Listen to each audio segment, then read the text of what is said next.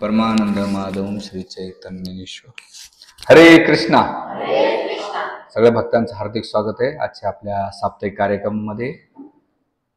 तर आज आध्यात्मिक जीवनामध्ये किंवा आपण कोणत्याही क्षेत्रामध्ये जेव्हा काही कार्य करण्याची सुरुवात करतो तर त्या क्षेत्रामध्ये जो व्यक्ती परिपूर्ण झालाय किंवा त्याच्यामध्ये तो सक्सेसफुल झालाय तर अशा लोकांची आपण काय करतो, संघात जातो आणि त्याच्याकडून गायडन्स घेत असतो.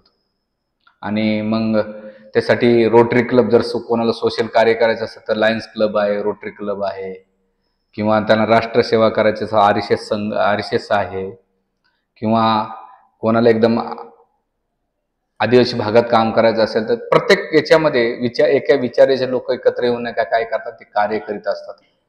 तसंच आध्यात्मिक जीवनामध्ये आपल्याला आध्यात्मिक प्रगती करायची असेल तर सत्संग हा असणं खूप महत्वाचं आहे. आणि आदि शंकराचार्य आपल्या एका सुंदर श्लोकामध्ये ते म्हणतात की सत्संग हे 3 प्रकारचे असतात. एक आहे संघ, दुसरा आहे सत्संग आणि तिसरा आहे कुसंग.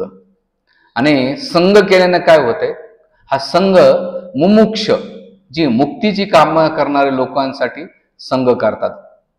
त्याच्यानंतर आहे कुसंग. कुसंग म्हणजे भोगी किंवा भौतिकवादी जो कॅटेगरीमध्ये, याला म्हणतात भोगी.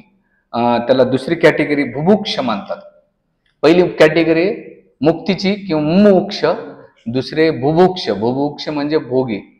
आणि तिसरी कॅटेगरी आहे योगी किंवा उपयोगी, ज्याला म्हणतात भक्तियोगी किंवा भगवत प्राप्ती करणारे. अशा 3 सत्संगाचं वर्णन ते करतात.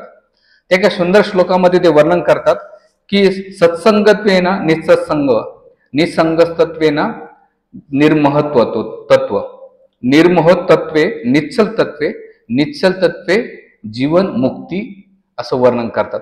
की सत्संगत्वेना, सत्संगात जाऊन काय होईल, निसंगत्व, भौतिक जगातल्या संघातून तुम्ही मुक्त होतात. आणि त्या संघातून मुक्त झाल्यानंतर काय, जे मोह आहे तुमच्या जीवनामध्ये निर्मोह तत्व, त्या संघामध्ये काय होते, निर्मोह तत्व. आणि हे झाल्यानंतर काय होईल, तुमचे निश्चल तत्व, तुम्हाला तुमच्या जीवनाची परिपूर्णता किंवा काय ध्येय आहे हे कळतंय.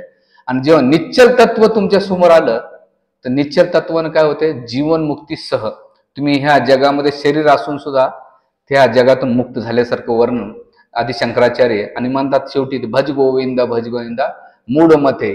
अरे मूर्खांनो, इकडे तिकडे व्याकरण रटण्यात काय अर्थ नाही, तर भगवान गोविंदाचं भजन करा, हे तेवढ्या सुंदर श्लोकामध्ये करतात. तर आज आपण हे जे 3 संघ आहेत, संघ, त्याच्यानंतर सत्संग आणि कुसंग, याची आपण चर्चा करणार आहोत. म्हणून सत्वगुणी किंवा रजगुणी तमोगुणी, रजगुणी व्यक्ती जो असतो तो रजगुणी लोकांचा संघ येतो. रजगुणी म्हणजे काय, त्याच्या जीवनामध्ये खूप इच्छा आकांक्षा असतात आणि तो त्याच व्यक्तींच्या सानिध्यात जाऊन तो ध्येय ठेवत असतो. दुसरं आहे तमोगुणी. तमोगुणी म्हणजे अज्ञानामध्ये निद्रा, आळशी अशा लोक. पण सत्वगुणी व्यक्ती जो असतो तो नेहमी आपली चेतना किंवा आपलं कार्य किंवा आपण अशा लोकांमध्ये राहत होतो की त्याला माहिती आहे की ह्या लोकांमध्ये राहून माझी जी काही प्रगती होणार आहे ते ह्याच लोकांमुळे होणार आहे. म्हणून एक स्टोरी आहे, गौरवपूरने त्यांच्या एका पुस्तकामध्ये वर्णन केलेलं आहे की 2 मित्र असतात आणि ते त्यांच्यामध्ये बरंच मनमुटाव झालेला असतो. एकाचं नाव असतं हरी आणि एकाचं असतं मोहन. हा मोहन जो असतो थोडासा अभिमानी असतो, गर्व असतो त्याला, आणि त्याला वाटतं की मला काय गरज आहे कोणा गोष्टीची. आणि तो पहिले सत्संगाला यायचा, सत्संगाला येऊन का भक्ती करायचा. पण काही काळानंतर तो हळूहळू कमी व्हायला लागला, तो सत्संगाला येणं बंद झालं. मग झाल्यानंतर हरीला वाटलं अरे मोहन तर येत नाही, आता याला कसं सत्संगात आणायचं. म्हणून एक दिवस थंडीच्या दिवसामध्ये तो त्याच्या घरी गेला आणि घरी गेल्यानंतर तो नेमका शेकोटी पेटवलेले होते. आणि शेकोटी पेटवल्यानंतर बसल्यानंतर एकूण एकाची विचारपूस केली. आणि केल्यानंतर जो हरी उठला आणि जी शेकोटी पेटवली त्याच्यातलं एक लाकूड उचललं आणि उचलून बाजूला ठेवून दिलं. आणि ठेवून दिल्यानंतर पुन्हा येऊन बसला. तर मोहनला प्रश्न पडला की अरे हरी उठला, याने जे पेटलेलं लाकूड आहे ते उचलून का ठेवलं, आणि पुन्हा ठेवल्यानंतर पुन्हा उचललं आणि पुन्हा जे बाजूला ठेवलं उचललं आणि पुन्हा ते अग्नीत टाकून दिलं. पुन्हा 5 मिनिटांनी तो उठतो आणि ते लाकूड ठेवतो. हे मोहन रावल नाही. मला काय बा, म्हणलं तू काही निरीक्षण केलं की मी गोष्टी करताना. म्हणून केलं होतं. जोपर्यंत हे लाकूड ह्या सगळ्या लाकडांसोबत याचं तो प्रज्वलित व्हायचं, आणि जेव्हा त्या प्रज्वलित अग्नीपासून ते लाकूड मी जर उचललं, बाजूला लांब ठेवलं थोडंसं, तर काही काळानंतर ते काय व्हायचं, विझून जायचं. म्हणजे तसंच तुझ्या जीवनातलंय, की जोपर्यंत भक्तांच्या संघात राहशील तुझ्या आध्यात्मिक जीवनाची प्रगती खूप तीव्रतेने होईल. पण जसं तू भक्तांच्या संघापासून दूर जाशील तर तुझ्या आध्यात्मिक जीवनाची जी भक्ती करण्याची तीव्रता आहे ना, ती हळूहळू विझून जाईल.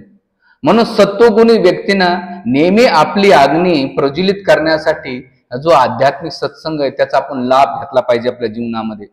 ते म्हणतात की अरे, जसं एका साधूकडे एक व्यक्ती जातो, म्हणतो का हो तुम्ही रोज रोज सत्संग करण्याची काय गरज आहे? तर ते साधू म्हटले ठीक आहे, काय हरकत नाही म्हणतो. तर एक दिवस, बरेच दिवस झाल्यानंतर ह्या शिष्याचं उत्तर नाही दिले त्याने साधूनं. गेल्यानंतर तिथे त्यांचे तांब्या, ते म्हणायचे गुरु महाराज तुम्ही रोज रोज तांब्या घासतात, हे रोज तांब्या घासण्याची काय गरज आहे? तो गुरुला वाटलं नाही आता याला काहीतरी शिक्षा दिली पाहिजे, म्हणून त्याने काय केलं, तो तांब्या घेतला आणि म्हटलं एक काम कर, तुझ्याकडे ठेव, पितळाचा तांब्या पहिल्या काळातला. तर दिल्यानंतर 15 दिवस झाला, आणि 15 दिवसानंतर गुरुनं म्हटलं अरे तुम्ही तांब्या दिला तर तो कुठे आहे? मला आहे ना गुरु महाराज, घेऊन ये. आणि आल्यानंतर 15 दिवसांनी पाहिलं तर तो तांब्या पितळाचा अतिशय खराब झाला होता. म्हणले जेव्हा मी तुला तांब्या दिला होता तो कसा होता? स्वच्छ होता.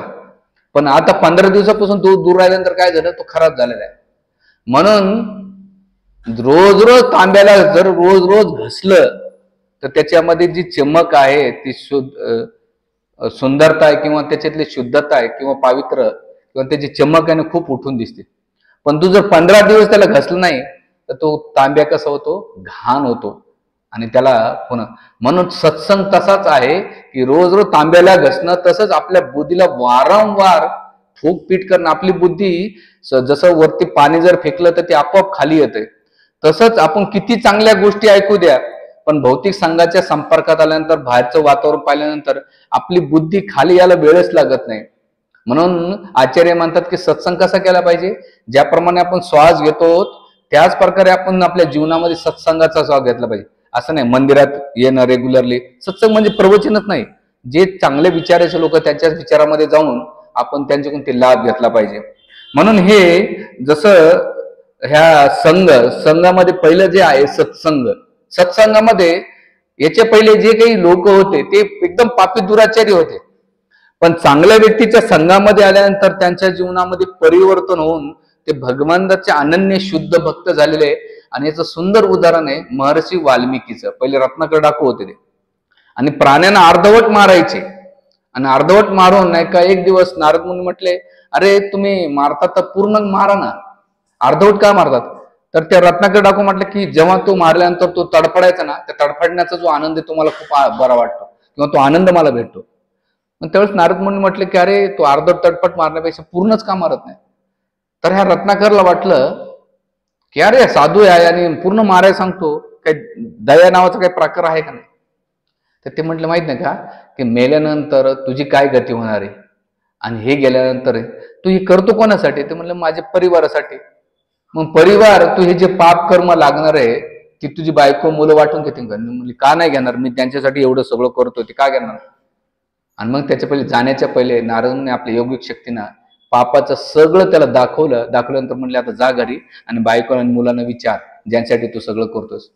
बायको म्हटले मी का करतो, तुम्ही पाप कर्म करता मी कस का बघा. मुलं पण म्हटले. आल्यानंतर रत्नाकर डाकून हे बाण फेकला, सगळं झालं, वैराग्य आलं, आणि तेच पुढे रत्नाकर वाल्याचे वाल्मिक झाले होते.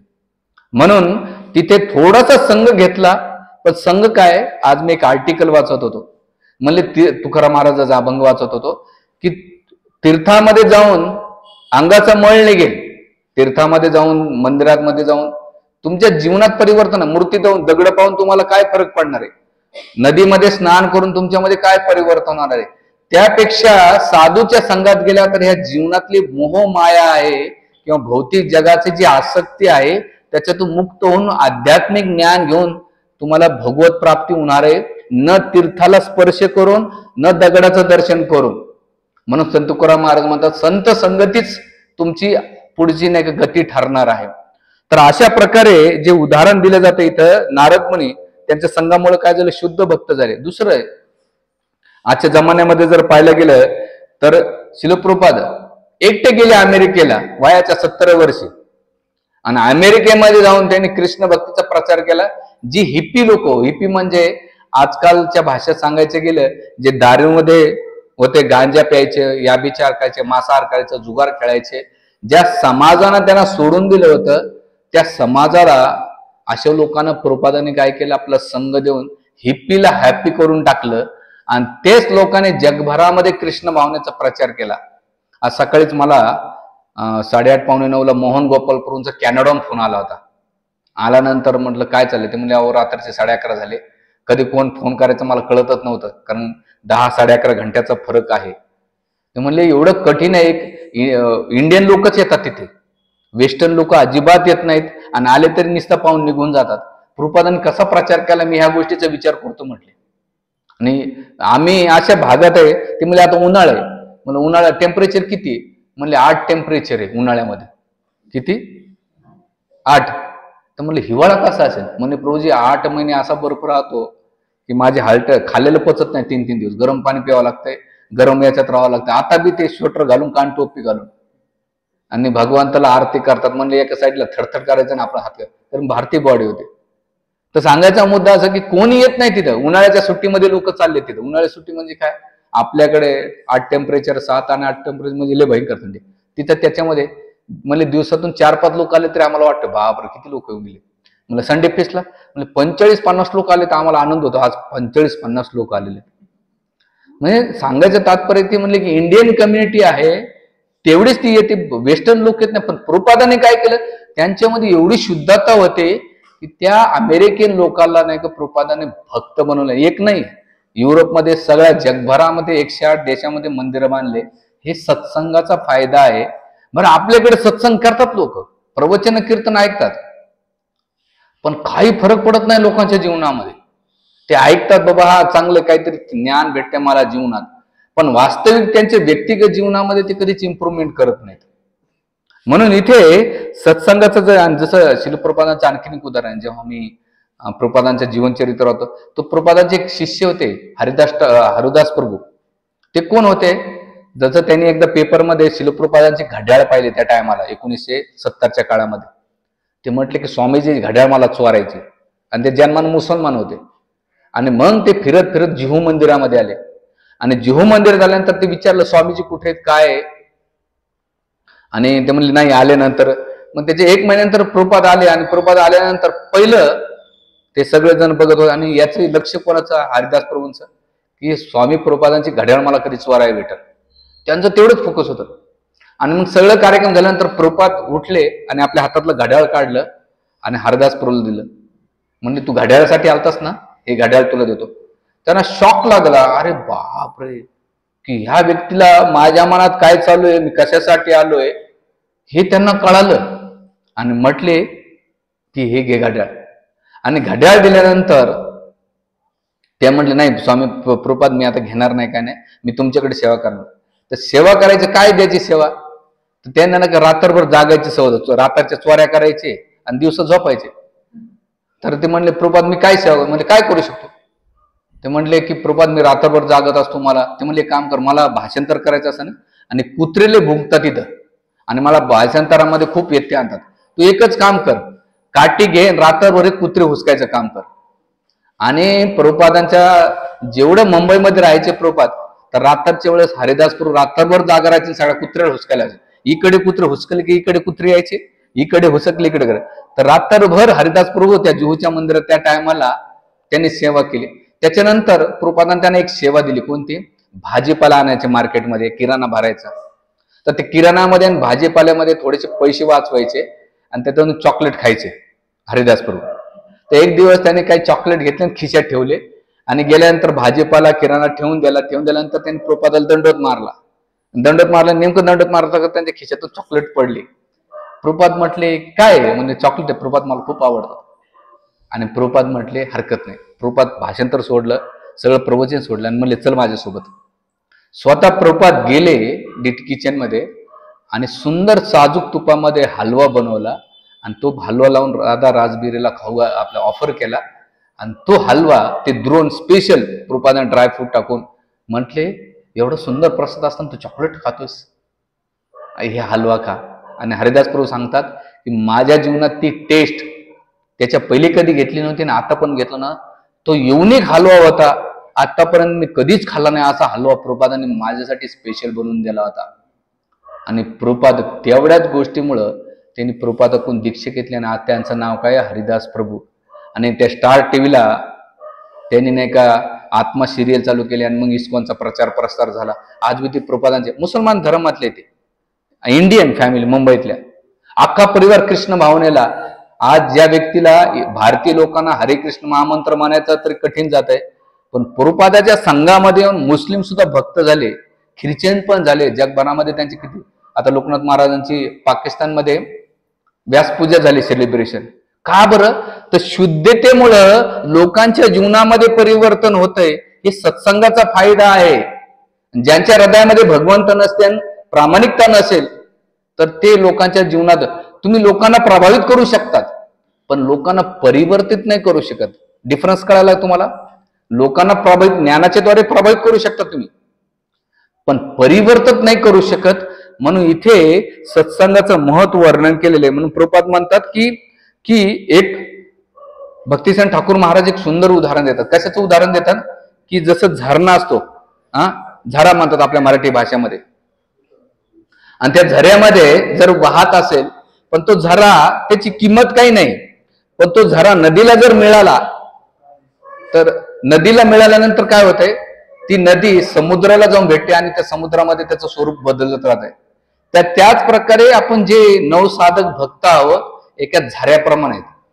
आणि आपल्याला जर आपली मोठी महानता वाढवायची असेल किंवा आपल्याला चांगलं व्हायचं असेल तर आपल्याला काय करावं लागेल, जसं मोठमोठ्या नद्या असतात ना, त्या नद्याचं पाणी असतं पण त्याच्यामध्ये गटार किंवा नाले जर मिक्स व्हायला तर त्या बी नद्या होऊन जातात. त्याच प्रकारे शुद्ध भक्ताच्या संपर्कात आलं तर आपल्याला काय होईल, नदीचं स्वरूप होऊन तिथे आपली शुद्धता वाढेल. आणि एक दिवस जसे ती नदी समुद्राला जाऊन भेटते तसंच शुद्ध भक्ताच्या संघामध्ये जी नदी नाल्याला घेऊन कुठे घेऊन जाते, समुद्राला, त्याच प्रकारे शुद्ध भक्त एका भक्ताला घेऊन जातो, नवीन साधकाला, आणि भगवंताकडे घेऊन जातो तो. आणि त्या समुद्राची तुलना भगवंताशी केलेली आहे, त्या नदीची तुलना एका शुद्ध भक्ताशी केलेली आहे, आणि झऱ्याची तुलना नव साधकाशी केलेली किंवा भौतिकवादी व्यक्तीशी केलेली आहे. म्हणून इथे आपल्याला आपल्या जीवनामध्ये असे शुद्ध भक्त त्यांच्या सानिध्यात राहिले पाहिजे. म्हणून इस्कॉन ही जी प्रभुपाद संस्था स्थापन केली, प्रभुपाद म्हणतात की संस्था स्थापन करण्याचं कारण काय, तर प्रभुपाद म्हणतात की मला इथे वैष्णव बनवायचे सत्संगामध्ये. इस्कॉन ही संस्था कशासाठी केलेली, श्रवण कीर्तन हे करण्यासाठी स्ट्रक्चर उभा केलेले. तिथे काही असं मोठं मंदिर बांधण्याचा उद्देश नाही, की तिथे येऊन तुम्ही तुमचे कृष्ण चेतना कशी जागृत करता येईल, अशा लोकांचे विचाराचे लोक एकत्र राहतील आणि श्रवण कीर्तन भगवंताचं स्मरण करणं, अर्चनम वंदनम दास्यम साख्यम आत्मदम नविता भक्ती कशी करता येईल त्यासाठी ही संस्था आहे. त्या संस्थेचा बाकी काही उद्देश नाहीये, म्हणजे प्रत्येकाचा ध्येय ते. म्हणून इथे पहिलं दुसरं गोष्ट सांगतात इस्कॉनचा आचार विचार लोकांमध्ये बदल आणणं. तिसरी गोष्ट आहे की प्रत्येक जण इस्कॉनच्या संपर्कात आल्यानंतर 4 नियम पालन करतो, मांसाहार नाही, जुगार नाही, नशापान नाही, अवैध संग नाही. आणि त्यानंतर ते म्हणतात की सत्वगुणाची वाढ होऊन लोकांच्या जीवनात परिवर्तन आणणं हे सत्संगाचा मेन ध्येय आहे.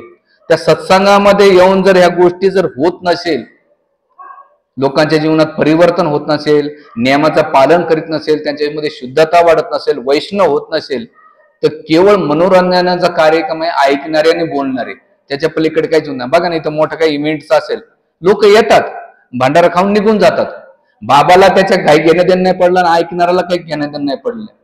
म्हणून आपण प्रामाणिक सत्संग जे परंपरा आलेले, जी प्रामाणिक परंपरा आहे त्याच्यातून जेव्हा ज्ञान घेऊ तेव्हा लोकांच्या जीवनामध्ये ते परिवर्तन होईल. तर त्यासाठी इथे पहिली गोष्ट सत्संगाचं घेतलं पाहिजे. आणि जर सत्संग नाही केला तर कुसंगामध्ये आपण जाणार आणि कुसंगात गेल्यानंतर आपल्या शरीराचा आणि मनाचा नाश होणार आहे. तर कुसंगामध्ये कसं आहे, जड भरत महाराजांचं उदाहरण घेऊया. भागवतामध्ये जड भरत महाराज एकदम भाव स्तरावर होते. अदो श्रद्धा तथा साधू संघ भजन क्रिया अनर्थ निवृत्ती निष्ठा रुची आणि भाव आणि प्रेम अशा भाव स्तरावर होते, पण एकटे भक्त करीत होते. आणि त्या टायमाला हरणाच्या मोहामध्ये पडले आणि पुढचा जन्म त्यांचा कोणता झाला? हरणाचा झाला आणि जड भरत झाले ते.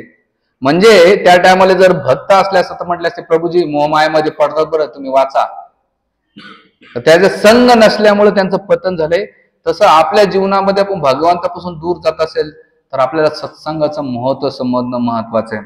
तर त्यासाठी शिलप्रपाद आपलं आचार्य वर्णन करतात रामायणामध्ये जर पाहिलं गेले तर सुंदर उदाहरण आहे मंथराचं आणि कैकेयीचं. कैकेयी भगवंताच्या प्रती एवढं प्रेम होतं, एवढा स्नेह होता, जेव्हा भगवान रामचंद्राचं आणि सीताचं लग्न झालं तर त्याच्यामध्ये सुनमुख म्हणतात आपल्या मराठी भाषेमध्ये. सुनमुख मध्ये काय द्यायचं तर त्यावेळेस कैकेयीने आपला आवडता महल कनक भवन तो कोणाला? सुनमुखामध्ये सीताला देऊन टाकलं होतं, एवढं प्रेम होतं. पण एवढा कैकेयीचं प्रेम असताना मंथराच्या संघामध्ये तिच्या डोक्यावर आणि चेतनेवर एवढा फरक झाला की त्यांनी जीवनामध्ये चुकीचे निर्णय घेतले आणि त्या कुसंगामुळे भगवान रामचंद्र तर वनात गेले, पुत्र पण सोडून गेला, पती पण गेले आणि जीवनभर कलंक लागला. कोणाला? आपल्याला कैकेयीला. म्हणून कुसंगापासून माणसाच्या जीवनातलं ऐश्वर्य जातंय, त्याच्यानंतर समृद्धी जाते, यश जाते, किती गोष्टीचा नाश होतो. म्हणून आपण कोणाच्या संघात राहतो त्यानुसार आपल्या जीवनाची गंतव्य ठरल्या जाणार आहे. हे दुसरं उदाहरण आहे. आणि म्हणून इथे एक आहे कुसंगाचा. चैतन्य महाप्रभू म्हणतात की ह्या जगामध्ये दोन लोकांचा संघ टाळला पाहिजे, एक राजा आणि जी भौतिकवादी चेतनेने दूषित करणारे लोक, त्यांच्यापासून आपण टाळला पाहिजे. बघा मी किती 100 प्रवचन देऊ द्या आणि बाहेर एखादा भेटू द्या, ते म्हणतात कुठं नादी लागतात ते हरेकृष्णवाल्यांच्या, येडी येतं काही करत राहतात ते म्हणतात बरोबर आहे, खरं आहे. एका वय का भक्ती कार्याचं, म्हातारपणे भक्ती केली पाहिजे, तारुण्यामध्ये मजा केली पाहिजे. आमच्या प्रवचनाचा जेवढा इफेक्ट नाही होणार त्याच्या 5 मिनिटाच्या टॉकमध्ये तुमच्या ऑफिसमध्ये असो किंवा शेजारचे असो किंवा घरातले लोक असू दे, त्याची निगेटिव्ह इफेक्ट आपल्या डोक्यावर आणि आपल्या चेतनेवर होतो. का? कारण आपल्या मनामध्ये तेवढंच बसलेले, कारण आपले इंद्रिय भोगामध्ये लिप्त आहेत आणि आपल्याला अजून कोणी स्पार्क दिला की आपण त्याच्याकडे येतो. पण आम्ही इकडे स्पार्क देण्यासाठी खूप प्रयत्न करतोय, वेगवेगळे श्लोक काढ, वेगवेगळे उदाहरणं शोध, प्रवचन शोधण्यासाठी डोकं लाव, इकून मुद्दे काढ तिकून मुद्दे काढ बाबा. का? तर लोकांनी भगवत भक्ती देण्यासाठी, भगवंताकडे जाण्यासाठी. पण कोणाला वाईट मार्गाला न्यायचं असेल त्याच्या 2 मिनिटांमध्ये लोकात परिवर्तन होते. पण आमच्यामध्ये एवढं ताकद लावून सुद्धा होत नाही. का?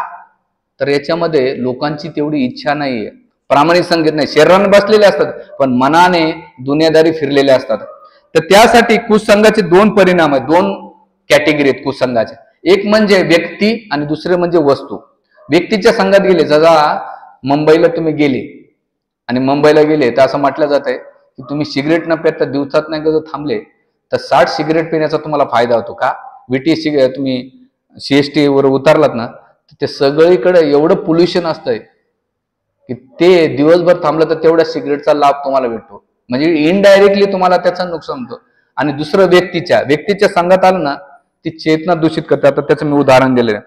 म्हणून मनुष्याच्या संपर्कात आल्यानंतर त्याच्या शरीरावर आणि त्याच्या मनावर परिणाम होतो. आणि दुसरी कुसंग आहे वस्तूचा कुसंग डायरेक्टली नाही पण इनडायरेक्टली जर उदाहरण घ्यायचं असेल तर मोबाईलचं, इंटरनेटचं मनुष्याच्या चेतनेवर एवढं हॅवी झालेले आहे तुम्ही कल्पना करू शकता. त्याचे दुष्परिणाम आजकाल मुलांमध्ये, आता काल पुण्यामध्ये मागचे 2-3 एक मुलानं सुसाईड करून घेतलं त्या गेमच्या नादाबाई. किती दुष्परिणाम झालेला मोबाईल.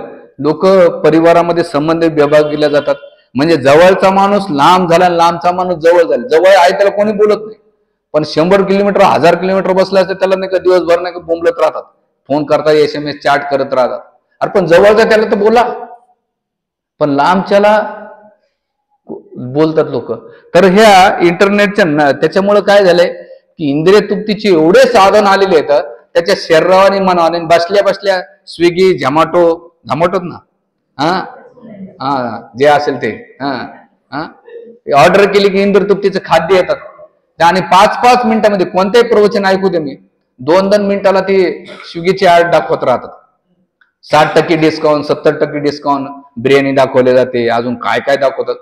म्हणजे इंद्रिय तृप्तीचं साधन म्हणजे लग्न, स्त्रिया, मदिरापान, मांसाहार, जुगार, रमी, जंगली रमी, घर बसले आणि त्याचं दाखवतात मी एवढे जिंकले तेवढे जिंकले.